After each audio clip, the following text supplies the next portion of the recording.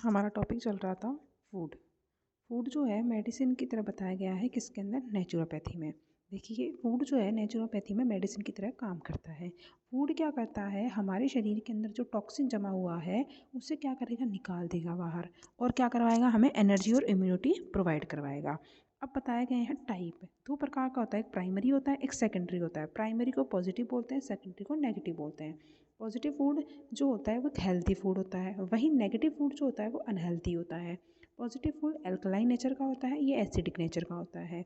ये फूड जो होता है वो लाइट एंड इजी डाइजेस्टेबल होता है, लेकिन नेगेटिव फूड जो होता है वो हैवी होता है, कॉन्स्टिपेटिंग होता है, यानी कॉन्स्टिपेशन करता है। ये क्या करता है, पॉजिटिव फूड सेलुलोज के अंदर क्या होता है, रिच्ड होता है, और ये जो होता है वो रिफाइंड फूड होता है। इस वाले फूड में, पॉजिटिव फूड में विटामिन और मिनरल्स होते हैं, जबकि इसके अंदर फेट, कार्बोहाइड्रेट और प्रोटीन ज़्यादा मात्रा में होते हैं। ये पॉजिटिव फूड क्या करता है, टॉक्सिन को निकालता है बॉडी के, और ये क्या करता है, नेगेटिव फूड बॉडी के अंदर टॉक्सिन को एक्यूमुलेशन करता है, यानी कि उनको जमा करता है।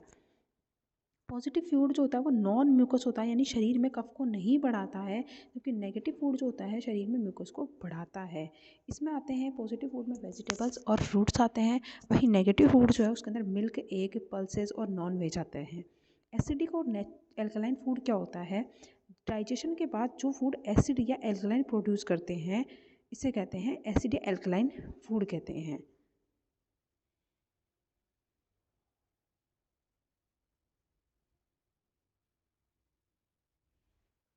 अब ये दो, अगर तीन टाइप के बताए गए हैं, फूड को तीन टाइप में और डिवाइड किया गया है। यहाँ से आता है आपका 2 नंबर का क्वेश्चन।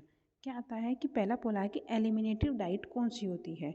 वो डाइट जिसके अंदर सारे लिक्विड्स आते हैं वो डाइट एलिमिनेटिव डाइट होती है, जिसमें लेमन जूस आएगा, फ्रूट का juice, coconut water, vegetable soup, butter milk आती हैं।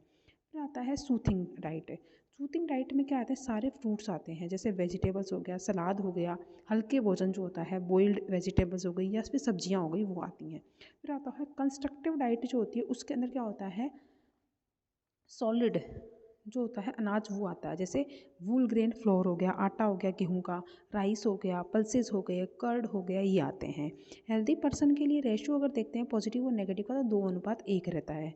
वहीं अगर कोई व्यक्ति डिकीज्ड है तो उसके अंदर क्या होता है, पॉजिटिव और नेगेटिव फूड का 4:1 मात्रा में या फिर 5:1 मात्रा में उसे लेना चाहिए। Health promoting rule of diet naturopathy में क्या होता है कि फूड जो होता है फिक्स टाइमिंग के लिए, फिक्स टाइमिंग पे खाना चाहिए और दिन में 2 बार करना चाहिए। पहले के भोजन को डाइजेस्ट होने के बाद ही दोबारा भोजन करना चाहिए, जनरल रूल से सब जानते हैं। ओवर ईटिंग से इंडाइजेशन होता है, तो ओवर ईटिंग नहीं करनी चाहिए। पूर्णतया चबाकर ही भोजन करना चाहिए जिससे आसानी से पच जाए। भोजन जो होता है वो हैप्पी होकर करना चाहिए और शांतिपूर्वक करना चाहिए। भोजन के साथ पानी कम मात्रा में लेना चाहिए और फल और सलाद हमेशा भोजन में ज़रूर होने चाहिए। तो ये था आपका नेचुरल फूड, जिसके अंदर पढ़ा हमने, नेचुरोपैथी में पढ़ा। उसके बाद आती है फास्टिंग। फास्टिंग फास्टिंग जो होती है वो क्या होती है, उपवास करना। इम्पोर्टेंस क्या है देखते हैं। अपनी इच्छा से, व्यक्ति स्वयं की इच्छा से जब कोई भी एक टाइम के लिए किसी भी प्रकार का भोजन ग्रहण नहीं करता, तथा इससे क्या होता है, पाचन तंत्र को आराम मिलता है, तो यह क्रिया क्या कहलाती है, फास्टिंग कहलाते हैं। ज़बरदस्ती नहीं है इसके अंदर कि तुम्हें करनी ही है, नहीं, व्यक्ति अपनी स्वयं की इच्छा के हिसाब से करता है। और एक टाइम का भोजन नहीं ग्रहण करेगा तो उससे क्या होगा, डाइजेस्टिव सिस्टम जो है वो मशीन चलती है अंदर, खाना पचाने वाली, ऐसे ही बता रही हूँ, सब जानते हैं क्या मशीन है ऐसी अंदर, तो उससे क्या आएगा, आराम मिलेगा, तो ये क्या कहलाएगा, फास्टिंग कहलाएगा। ठीक है। बॉडी में कई प्रकार के टॉक्सिन और मॉर्बिड मैटर जो होते हैं वो जमा हो जाते हैं, जो कि क्या बनते हैं, बीमारी का कारण बनते हैं।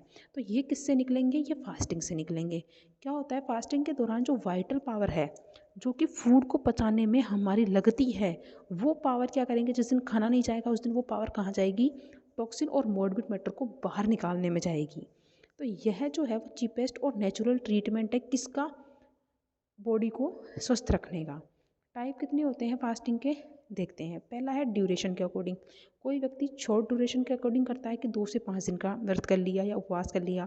इंटरमीडिएट 1 से 2 दिन का कर लिया। लॉन्ग जैसे 10 दिन से भी ज़्यादा दिन का उपवास करते हैं। पर्पज़ पर डिपेंड करती है फास्टिंग, जैसे पॉलिटिकली है, धरना वरना देना होता है, अनशन वगैरह पे बैठना, इसके पर्पज़ से भी हो सकता है। रिलीजियस है किसी प्रकार का, कोई धार्मिक अनुष्ठान जैसे नवरात्रि है, महाशिवरात्रि है, इन सब का। थेरेपेटिक है, किसी प्रकार की कोई चिकित्सा करनी है, उसके अंदर उपवास करवाया जाता है, जैसे लंगन आदि कर्म करवाया जाता है, तो वो हो गया इसके अंदर। ठीक है, उसके बाद आता है, हाँ, depend on the method of fasting. Fasting का मेथड पे भी डिपेंड करता है। जैसे कोई ड्राई फास्टिंग करता है, जिसमें वो क्या करता है, विदाउट ड्रिंकिंग वाटर, पानी नहीं पिएगा, बाकी सब कुछ खाएगा। ठीक है, मतलब एक टाइम या फिर कोई 2 टाइम करा तो बिल्कुल नहीं खाएगा ऐसे। वाटर, ओनली वाटर पे रहते हैं। कोई फास्टिंग करते हैं तो ओनली पानी पीते हैं, कुछ नहीं पीते हैं। ओनली जूस पे रहते हैं, ओनली फ्रूट खाएंगे, ओनली उसमें मोनो डाइट, यानी कि जैसे सिंगल टाइप ऑफ फूड है, एक समय ही भोजन करना, ऐसे भोजन के हिसाब से क्या करते हैं लोग, फास्टिंग करते हैं। तो इसे बोलते हैं मेथड ऑफ फास्टिंग। उसके बाद आता है कंडीशन के अकॉर्डिंग, कि एक हेल्दी पर्सन कर रहा है तो उसे फास्टिंग है।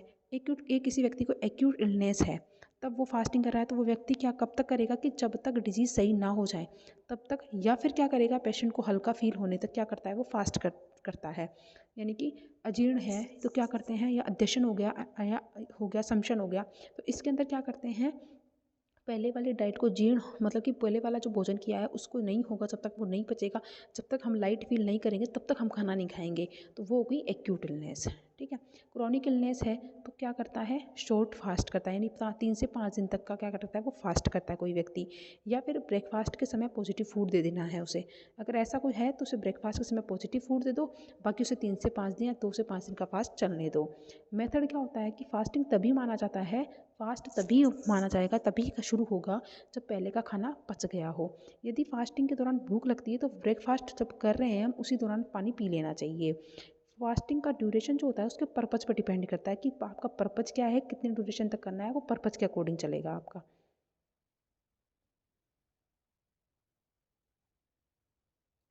उसके बाद है, फास्ट पूरा होने पर हल्का भोजन करना है। जब फास्ट आपका पूरा हो जाएगा तो एक साथ खाना नहीं खाना है, आपको हल्का भोजन करना है, हेवी डाइट नहीं लेनी है। जब फास्ट पूरा हो जाए तब फ्रूट लेना है, जूस लेना है, नारियल पानी, सब्जी, सूप, छाछ, पानी, ये सब ब्रेकफास्ट के समय पीना चाहिए। जब पाचन शक्ति बहुत बढ़ जाती है इंसान की, तब उसे नॉर्मल डाइट लेनी चाहिए। अब साइन क्या होते हैं, कि elimination of toxin during fasting, की फास्टिंग अब हम कर रहे हैं तो उस दिन हमारा जो टॉक्सिन है वो निकल रहा है। इसके साइन क्या होंगे, इसके साइन ये होंगे, फॉर्मेशन ऑफ गैस, हमारे क्या होंगे, पेट में गैस बनने लग जाती है। पहले के ओल्ड प्यूरिफाइड मैटर जो होते हैं उनको डिसइंटीग्रेशन के कारण क्या होती है, गैस बनती है। मुंह सूखता है, क्योंकि मॉर्बिड मैटर क्या होते हैं, मुंह से बाहर आते हैं, इसलिए मुंह क्या होता है, सूखता है बार बार। श्वास के दौरान क्या होती है, बदबू आती है, यानी बैड ब्रीथ आती है, क्योंकि मॉर्बिड मैटर जो होते हैं वो क्या नहीं, किससे निकलते हैं, रेस्पिरेटरी ट्रैक्ट से बाहर आते हैं। फिर कोटेड टंग मिलती है, यानी टॉक्सिन पदार्थों को टंग में जमा होने के कारण क्या होती है, टंग हमारी कोटेड हो जाती है। बॉडी का टेम्परेचर बढ़ जाता है मेटाबॉलिज्म प्रोसेस के कारण। तो ये साइन होते हैं किसके, कि टॉक्सिन बाहर आ रहे हैं। अब बेनिफिट क्या है और थेरेपेटिक इफेक्ट क्या होता है, कि बॉडी क्या होती है, किससे फ्री फ्रॉम डिपॉजिट टॉक्सिन से फ्री हो जाती है, कि जो भी डिपॉजिट टॉक्सिन थे वो फ्री हो गए, यानी वो निकल गए हैं। कई प्रकार की बीमारियां जैसे ओबेसिटी है, इंडाइजेशन है, फीवर है, इनमें लाभकारी होती है फास्टिंग। वहीं physical health, mental health, spiritual health क्या होती है, डेवलपमेंट के लिए अच्छी मानी जाती है क्या, फास्टिंग। तो ये था हमारा फास्टिंग। इसी के साथ आज आपका 50% सिलेबस यानी पेपर फर्स्ट कंप्लीट हुआ। अब हम नेक्स्ट क्लास में शुरू करते हैं पेपर सेकंड। आज के लिए धन्यवाद, बाकी करते हैं नेक्स्ट क्लास में।